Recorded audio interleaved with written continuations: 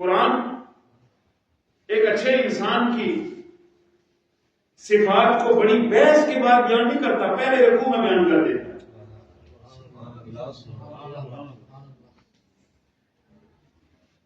قرآن کا مقصود کیسا انسان ہے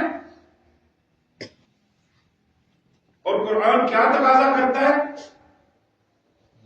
ذالک الکتاب لا ریب فیہ، پہلے شک نکال دیا کہ اس میں شک نہیں کرنا، کیونکہ قرآن سے استفادہ کے لیے غیر متزلزل ایمان چاہیے۔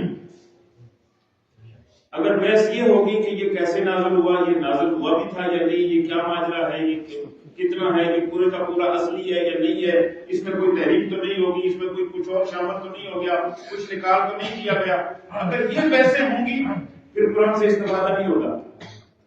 پہلے جملے میں رب نے فرما دیا یہ سارے شک نکال دو، جسے اتارنے والا بھی خدا ہے، اس کا محافظ بھی خدا ہے۔ سبحان اللہ۔ ذالک الکتاب لا ریب فیہ، یہ وہ بلند رتبہ کتاب ہے جس میں کوئی شک نہیں، اور ساتھ فرما دیا ہدی للمتقین، مولویوں کے لیے ہدایت نہیں، پیروں کے لیے ہدایت نہیں، پروفیسروں کے لیے ہدایت نہیں، ڈرنے والوں کے لیے ہدایت۔ کسی سطح پر، کسی کرسی پر، کسی مقام پر کوئی بیٹھا ہے، اگر وہ ڈرنے والا ہے قرآن اسے ہدایت دیتا ہے۔ اب فوراً ڈرنے والوں کی علامات بیان کروا دی۔ الذین یؤمنون بالغیب، پہلی علامت یہ ہے کہ وہ غیب پر ایمان رکھتے ہیں۔ دوسری علامت وہ نماز کو قائم کرتے ہیں۔ تیسری علامت وہ جو کچھ رب نے دیا ہے اسے خرچ کرتے ہیں اللہ کے راستے میں۔ چوتھی علامت کہ جو اے محبوب آپ پر نازل ہوا، جو آپ سے پہلے نازل ہوا، اس پر ایمان رکھتے ہیں، اور پھر قیامت پر یقین رکھتے ہیں۔ جلدی نکلنا چاہتا ہوں، زیادہ وقت نہیں لینا چاہتا۔ پھر قیامت پر یقین رکھتے ہیں، اولئک علی ھدی من ربہم۔ اب یہ فتویٰ نہیں ہے، اب یہ مفتی کا فتویٰ نہیں، رب کا فیصلہ، جس کے اندر یہ صفات موجود ہیں، جس کا یہ طرز زندگی ہے،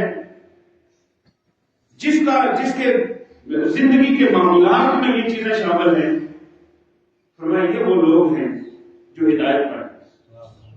اولئک علی ھدی من ربہم واولئک ھم المفلحون، اور یہی لوگ ہیں جو کامیاب ہونے والے ہیں۔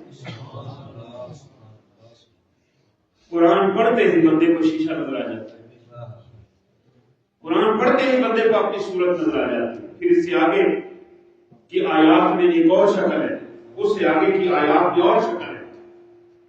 پورا قرآن بار بار پڑھنے کا تقاضا کرتا ہے، بار بار غور و فکر کا تقاضا کرتا ہے، اور بار بار مطالبہ کرتا ہے کہ وہاں اپنے احوال کو اس کے ترازو میں تولا جائے۔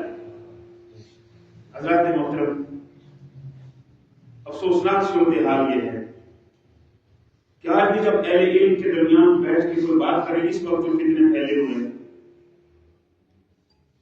ابن کثیر کا حوالہ تو دیں گے، قرآن کا نہیں دیں گے، تبری کا حوالہ تو دیں گے لیکن قرآن کا نہیں دیں گے۔